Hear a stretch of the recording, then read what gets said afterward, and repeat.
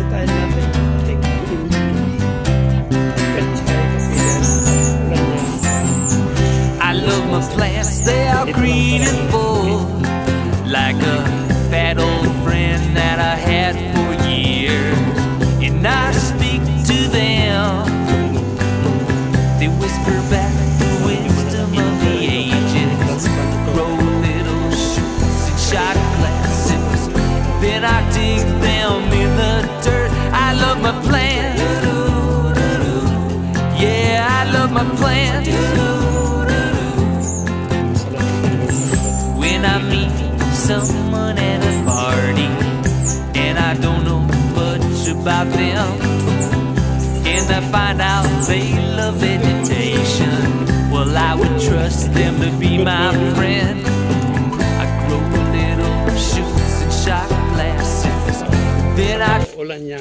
Pero matagal na itong nagtutubo. Hindi ko ito tinanim. Ito yung tinatabi. Sinasabi nila na pansitan daw. Basta bigla lang tumubo ang mga to. Hindi ko na tinatanggal. Halos masisira na yung mga tanim ko mga cactus dahil sila nung nag-occupy sa space. Ang dami nito. Oh.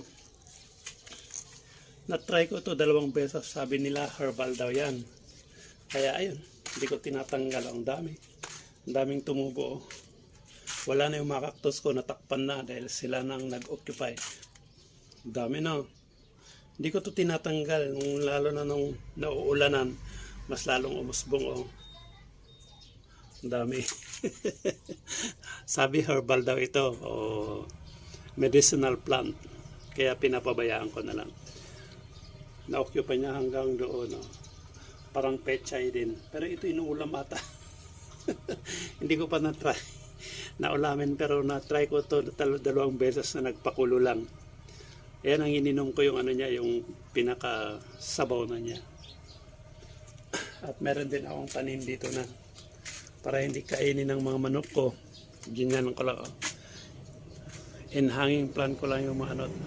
Kamote ito yung yellow kamote ito. At meron din akong kangkong. O, di ba? Ilang beses ko nung tinanggal kaya gano'n. Nagmusbong na naman. Ganyan lang. Sinabit ko lang ito. Pero ito ilang beses ko nang pinagtanggalan ako. Nakaano lang yan, nakasabit lang yan. Oh. Mas lalong gumanda nung kauulan niya. Ay, meron din ditong tumubo na ano, na pansit-pansitan. Oh. Paano kaya nakapunta yan dito?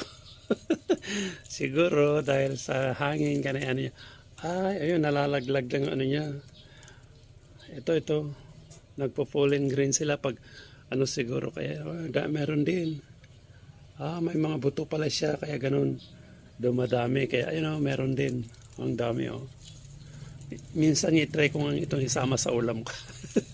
Pag kumuha ko ng talbos ng kamote, kukuha ko rin ng ganito para isasama ko. Siguro pati lahat ng mga ganito niya siguro nauulam oh.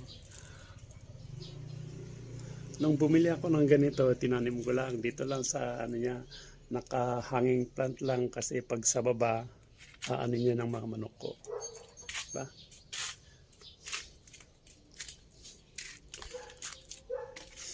Ang ganda yung pagkano niya. Dito lang sa tabi-tabi lang tumubo. O, diba? Yung nagkalat ng mga yan, inano yung mga manok.